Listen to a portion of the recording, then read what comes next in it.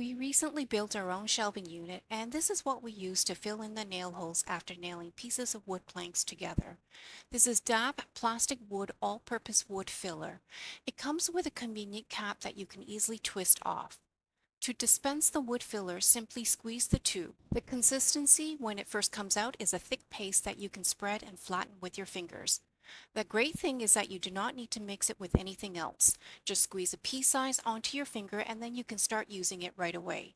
Here we're using our finger to press a bit into the nail holes, and just a small tip that a little actually goes a very long way.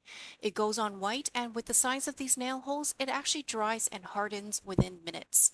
To smooth it out, you can sand it down if you have a lot of excess, or you can take a cloth and gently wipe the excess like we are doing here. Another option is to go in with a metal spatula to flatten out any residue. And here's what it looks like with the wood filler all dry and all the excess removed. We went back in with a white Sharpie marker and now you can barely see the holes.